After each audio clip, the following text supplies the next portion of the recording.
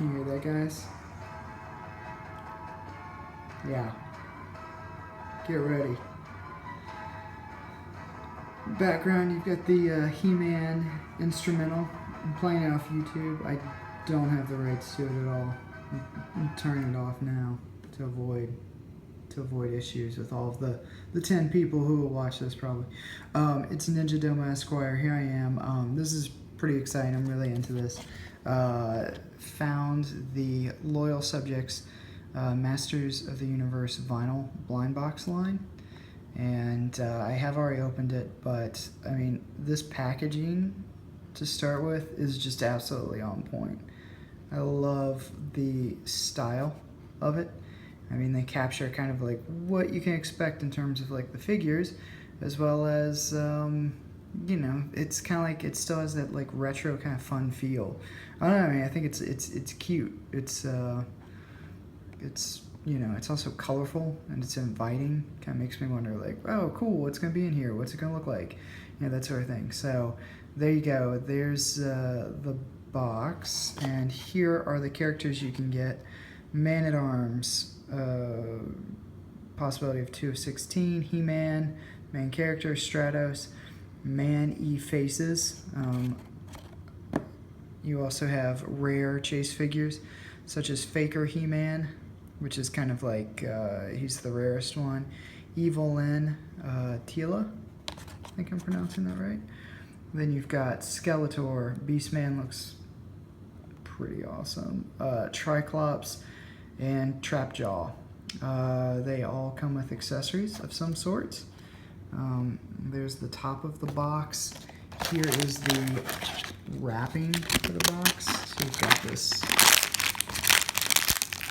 yeah, shiny kind of collector. I don't know, it's cool. I mean, this is the wrapping like pretty much all these things come in, but it's just cool because it has the Masters of the Universe, you know, logo just painted all over it. So yeah, I just love the hell out of this box. I think they nailed the art on that, and it's worth picking up one of these just to support that. I just love the you know, the creativity going on there. The figure I got was Skeletor himself, which I'm pretty excited about. So, sorry, the light kind of, I don't know, at least from this, you know, looking at the screen like this, kind of drowns it out. You know, the yellow is much, it's kind of like a mustard yellow. I don't know what the video is actually going to look like. The rest of the colors that look pretty good. Pretty similar. I'm gonna try and what if I put up against, there we go, different color lighting there. I think that yellow is much better, really shows the character. He comes with both an axe, his famous ram staff, or maybe it's it's definitely a ram, right? And then on the back he's got, well, it's not even on the back, I mean you can put it there, a sword. Mine came kind of bent, as can typically happen when it comes to these things. Thankfully, the staff is not bent. I mean, it's pretty sturdy. And then the axe is also not bent. In fact, the axe, you know, it's a funny thing. With the hands, they can grip any one of these accessories, but I actually kind of need to stretch them out a bit by using the staff in both hands, which finally allowed me to shove the axe into both hands. I wanted the axe to go in this sort of slot here, you know, in the back where this comes undone, and you can just snap it back in. But I've really found that the sword is the only thing that reliably fits in there without stretching this out. And even then, it's a little tentative. Like, you know, I assume this is meant to come undone.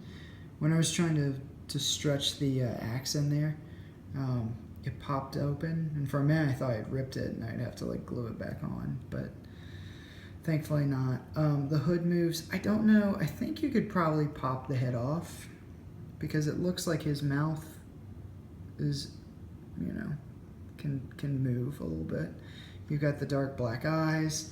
The hands move around have on the wrist there. The arms move up and down. The feet move, legs move, his waist turns. Overall, at least this figure has less articulation than, say, the Roadblock figure that I just reviewed. But I was okay with that because I feel like it's sturdier. I mean, not that the other one is, you know, but the Roadblock is kind of like all over the place. I feel like you have to really maneuver his hands. You just have to like position him just right. This figure will stand on its own. I mean, the head is always kind of like facing down, which is kind of annoying. There's my, it's a little cat mug, just as a side note. Look how awesome that is. It's meant for tea, but I use it for espresso, and it's perfect. So, a little side note there. I mean, the accessories are awesome, great detail, especially with the ram staff. I think it looks really cool. I love the color scheme that they went with. The sword, it's kind of lame that was bent. I mean, that's kind of a bummer.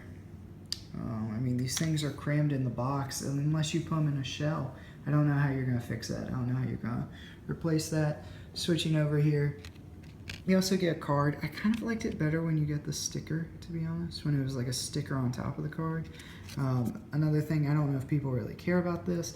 I don't, but the card's bent because it's, again, crammed in this box. But here it is. I mean, it's their version of Skeletor, gives you the, you know, little synopsis of him, and then it shows you the exact same art that comes on the box, except it's kind of stretched this time, like a banner. So, you know, as you can see, this gives you a full view of Castle Grayskull, which is nice. So that's kind of neat. I don't know. I mean, it'd be cool if it was like a really sturdy collector's card, because then maybe you could file it away somewhere. You know, if you collect cards as well as vinyl stuff. But that's it. I mean, it's kind of glossy. This part is glossy. The rest of it is just kind of, I don't know, regular smooth cardboard, I would say.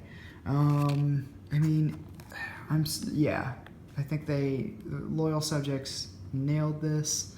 I think any one of these, I imagine, would be awesome to have. I think Stratos looks especially cool. I want He-Man, to be honest. This was lame.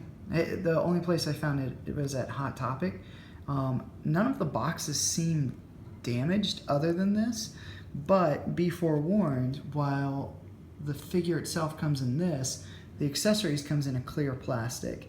And I suspect that people, or probably just one I imagine it wasn't like multiple folks, you know, someone came in and they were trying to figure out which figure was which. I don't know, maybe they were trying to help out the customer, because it's not like, you know, it felt like these were completely picked through. I will say the price point, at least at Hot Topic, was kind of expensive. It's $15.50. I think the G.I. Joe one I got at Toys R Us was like 10 something. I mean, it could have been more. I mean, I could be wrong. It's like, but yeah, so, you know, I think this is just a premium vinyl figure. It's great art. Please go out and at least buy one to support it. I would love to see more stuff from the Loyal Subjects. I think this is a really great mesh of, you know, articulation between G.I. Joe and, you know, Masters of the Universe, in terms of just kind of all the articulation you want, but at the same time a durable figure that doesn't feel wobbly. So there you go. This is NinjaDomoEsq for St. Jane Media. Check out, you know, our website. There's a lot of great stuff going on there. Subscribe to this channel, please. Like it. Sit through the videos if you can, the ads. I appreciate it.